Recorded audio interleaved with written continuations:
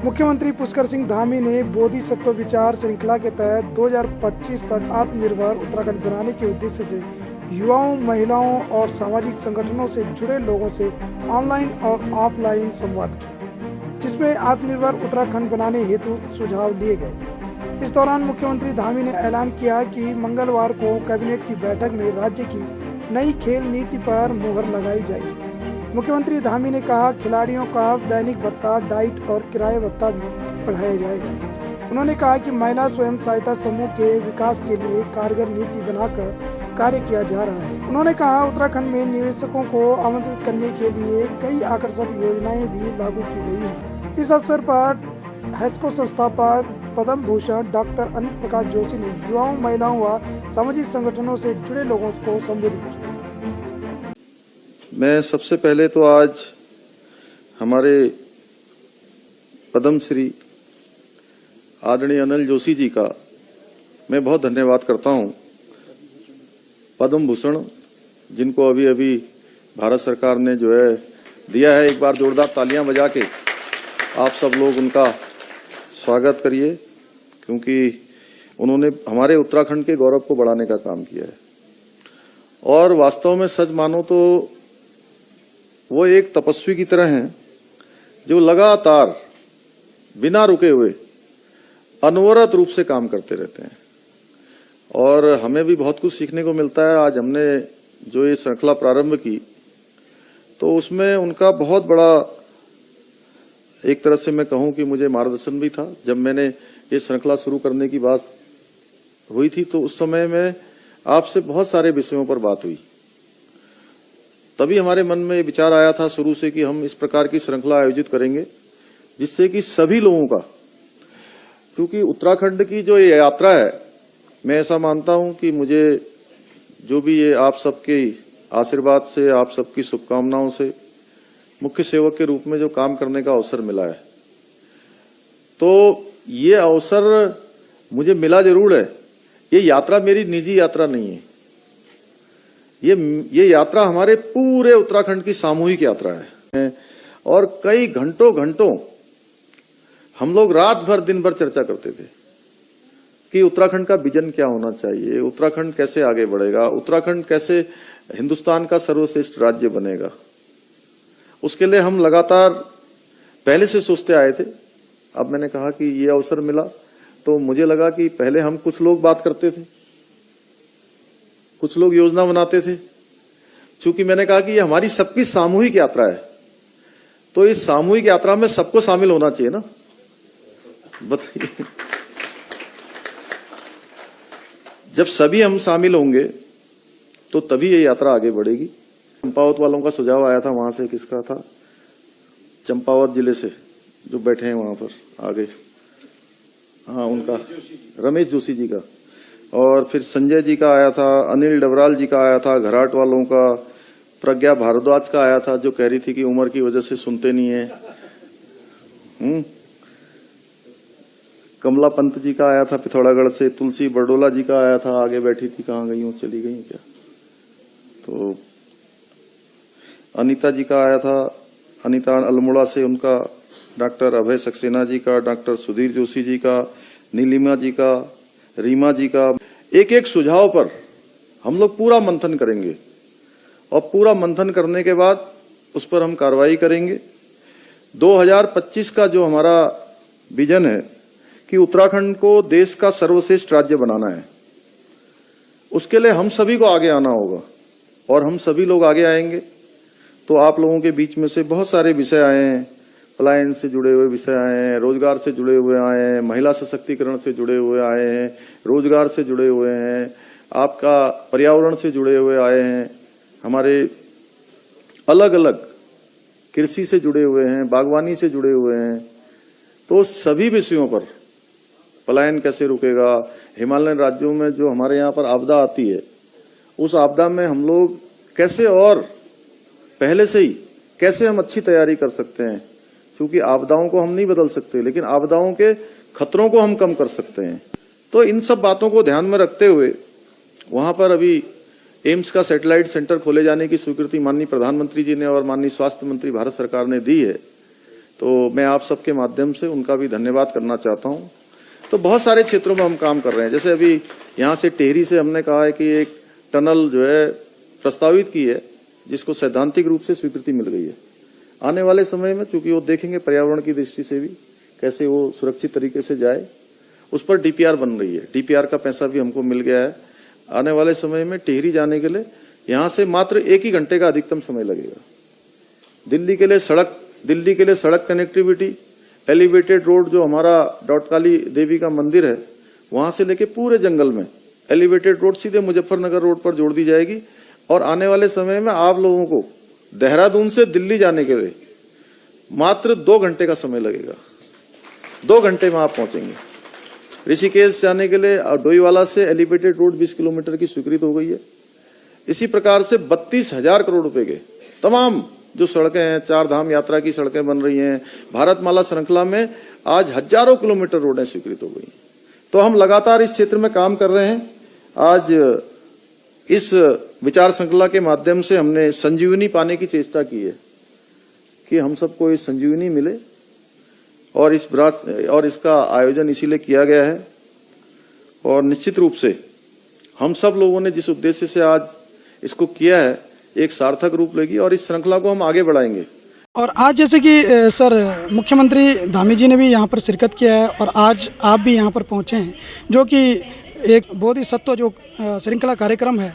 और इसमें कई सामाजिक संगठनों के जो सुझाव लिए गए और महिला समूहों के भी सुझाव लिए गए और युवाओं के सुझाव भी लिए गए। एक जो युवा उत्तराखंड और आत्मनिर्भर उत्तराखंड बनाने को लेकर, जो कि आगामी जब 2025 में जब 25 वर्ष का उत्तराखंड हो जाएगा, तो आप इस कार्यक्रम को किस रूप में देखते हैं सर?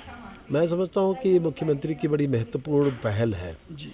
क्योंकि बार बार 21 सालों में यही देखने को आया कि कभी भी जन संवाद नहीं होते जी। एक आम व्यक्ति दूर दराज कहीं पे भी हो, उसकी दृष्टि में उसकी अपनी क्या प्राथमिकताएं हैं, एक उसकी समस्याएं क्या हैं, कभी हमने उसकी भागीदारी की नहीं। तो इस तरह के प्रयोग बहुत महत्वपूर्ण होते हैं।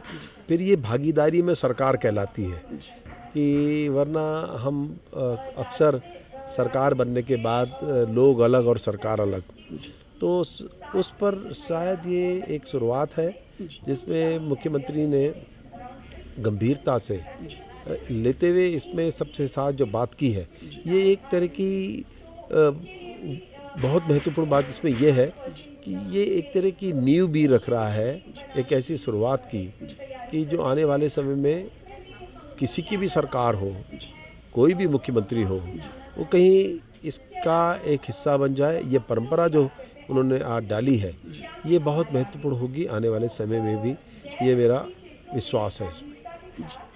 सर जैसे कि आज एक युवा प्रदेश और जो एक युवा शक्ति है उसकी हम बात करते हैं, और कहा जाता है कि यह युवाओं का प्रदेश है और जो युवा प्रतिभाएं हैं वो निखर कर आ रही हैं। तो सर क्या संदेश आपका युवाओं के लिए होगा? मैं ये मान के चलता हूँ कि देखो, हमेशा अवसरों का फ़ायदा उठाना चाहिए। अगर राज्य में इसमें युवा मुख्यमंत्री है तो ये मान कर चलें कि वो सबसे ज़्यादा स्वाभाविक है कि वो युवाओं का ही प्रतिनिधित्व करते हैं। युवा और युवा नेतृत्व की एक शैली होती है जी, इसकी समझ उनके पास सबसे बेहतर होगी युवाओं को लेके। तो इसका लाभ उठाते हुए हम उन बातों पर ज़्यादा जाएं। एक नौकरी मेरे को नहीं लगता है कि कोई भी विकल्प है, क्योंकि जब हमको अपने राज्य के विकास के बारे में अगर वास्तव में गंभीर होना है तो हम हिमालय का सही उपयोग करें, क्योंकि जो हमारे पास है वो किसी पे नहीं है। तो हम अगर छोटे छोटे उद्योग खड़ा करें, हमारा अपना मालिकाना हक होगा, स्वामित्व होगा, और हम बड़े सम्मान के साथ किसी के भी आगे खड़े हो सकते हैं। और इस तरह की पूरी संभावना है। तो हम नए सिरे से इस तरह न जा कर के कि हमें नौकरी चाहिए, नौकरी दो, बल्कि अपने लिए रास्ते जुटाएं कि वे स्वयं किस तरह से बड़े छोटे उद्योग खड़ा कर सकते हैं। क्योंकि मैं दुनिया का ट्रेंड बता दूं, पूरी दुनिया में अब एक नया ट्रेंड है कि सभी लोग अपने स्तर पे कुछ करना चाहते हैं। मैं कई IIT IIM को जानता हूँ, वो तो इतने पढ़े लिखे थे, उन्होंने तो त्याग दिया। तो घर गाँव के बीच में नए नए प्रयोग साध रहे हैं, यहाँ के उत्पादों को भी बेच रहे हैं, खेती में भी देख रहे हैं, जलवायु जो हम लाभ है इस राज्य का, उसका भी लाभ उठा रहे हैं। तो अब मुझे लगता है कि ये अवसर है जिसमें हमको सबके मिलकर करना चाहिए। सर, जैसे कि आप एक विख्यात पर्यावरणविद भी हैं और आपका जो अधिकतर है हिमालय प्रदेश के आप रहने वाले हैं, और हिमालय को लेकर आपने लगातार आप जो जन जागरूकता अभियान आप चला रहे हैं, तो पर्यावरण को बचाने के उद्देश्य से आप किस तरह से जो हमारे हिमालय प्रदेश के जो नौजवान साथी हैं उनको संदेश देना चाहेंगे? देखिए, ऐसा है कि एक बात हम सबको जाननी चाहिए कि इकोनॉमी बाद में होती है, पहले इकोलॉजी होती है। इसको ऐसे भी लिया जा सकता है कि अगर आपसे कहा जाए आपको जीवित रहना है तो सबसे पहले आपको प्राणवायु चाहिए, पानी चाहिए और फिर भोजन चाहिए। ये प्राथमिकताएं हैं और यही इकोलॉजी और इन्वायरमेंट पर्यावरण है। आर्थिकी इकोनॉमी हमारी उन हिस्सों की आवश्यकताओं को पूरा करती है जिसको आप छोटे स्तर पे तो सुविधा कहते हैं, लेकिन बड़े स्तर पे वो विलासिता हो जाती है। तो दोनों को साथ लेके चलने का समय है। तो आप इकोलॉजी के बिना नहीं रह सकते और इकोनॉमी आपकी सुविधा है। तो इकोलॉजी इंक्लूसिव इकोनॉमी पर काम किए जाने की आवश्यकता है और इसीलिए वो नारा कि स्थानीय आवश्यकताएं स्थानीय संसाधनों से ही पूरी होनी चाहिए।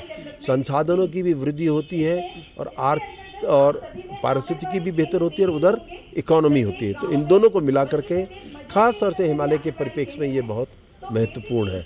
तो मेरा मानना है कि इकोलॉजी इंक्लूसिव इकोनॉमी पर आज सबसे बेहतर कार्य होना चाहिए और एक ऐसी बैठक 27 तारीख को हो भी रही है जिसको जिक्र अभी मुख्यमंत्री ने किया है कि जिसमें देश के तमाम शीर्षस्थ लोग इकट्ठे होके हिमालय के संरक्षण में काम कर रहे हैं। अंत में सर, मेरा जो प्रश्न है सर, मुख्यमंत्री धामी जी जिस तरह से लगातार इस तरह के जो प्रयोग कर रहे हैं और इस तरह के जो जन संवाद कार्यक्रम कर रहे हैं, आप इसको किस रूप में देखना चाहिए?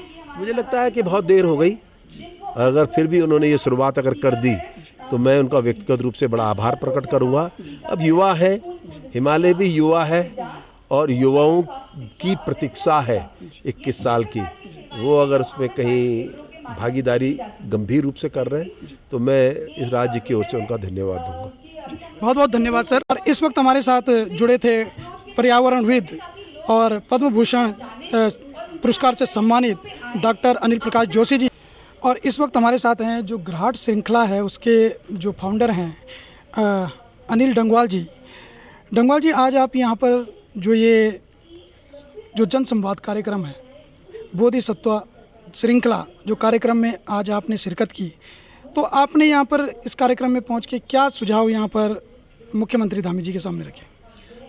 सर्वप्रथम तो मैं माननीय ओजस्वी मुख्यमंत्री जी का धन्यवाद करूँगा कि जिन्होंने ग्रामीण स्तर से इतने छोटे छोटे उद्यमियों को यहाँ पे मुख्यमंत्री आवास पे बुलाया है। उसके लिए मैं मुख्यमंत्री जी का तहे दिल से धन्यवाद देना चाहूँगा। मेरा सुझाव है कि जितने भी सिटकुल बने हैं वो प्लेन में बने हैं, शहरी क्षेत्रों में बने हैं या तराई में बने हुए हैं, और ये न्याय संगत भी है कि इतना बड़ा इंफ्रास्ट्रक्चर पहाड़ों में नहीं हो सकता। तो मेरा एक सुझाव है कि उनकी सहयोगी छोटी छोटी यूनिट पहाड़ी जनपदों में भी स्थापित की जाएं, जिससे कि जो रॉ मटेरियल वगैरह या वैल्यू एडिशन की जो हम बात करते हैं कि सपोज हमें आंवला लाना है तो हम आंवला वहाँ से कच्चा आंवला तोड़ के और उसे ड्राई करके और उसके बाद हम बड़ी फैक्ट्रियों में उसे भेजें। तो एक तो मेरा सुझाव ये है। दूसरा ये है कि स्टार्टअप जो इंडिया है उसका एक नोडल अधिकारी प्रत्येक जनपद में होना चाहिए, और अगर जनपद में ऐसी व्यवस्था है तो उसका बृहद प्रचार प्रसार होना चाहिए ताकि आम आदमियों तक भी आम जो एंटरप्रेन्योर हमारे जो उद्यमी हैं वो उसका लाभ ले सकें। तो ये है। और इसके अलावा ग्रामीण पर्यटन में कुछ अगर बढ़िया हो सकता है तो उसके लिए भी सरकार को सोचना चाहिए। डंगवाल जी, जैसे कि ये जो बोधिसत्व जो श्रृंखला जनसंवाद कार्यक्रम है और ये पहली बार उत्तराखंड में इस तरह का जो जनसंवाद कार्यक्रम किया जा रहा है, आप इसको किस रूप में देखते हैं?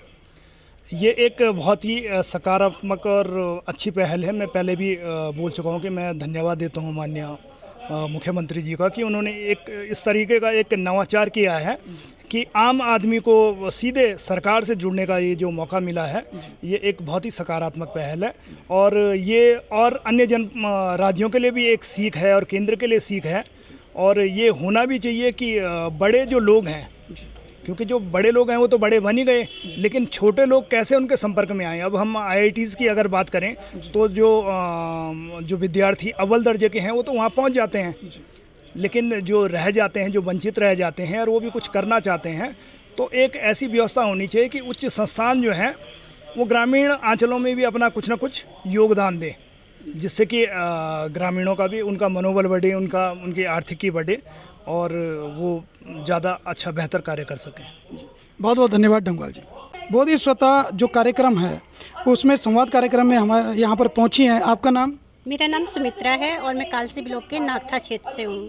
और मैं सुमित्रा जी, जैसे कि आज आप इस जन संवाद कार्यक्रम में पहुँचे हैं, तो आप इस जो बोधिसत्व जो जन संवाद कार्यक्रम है, आप इसको किस रूप में देखना चाहते हैं?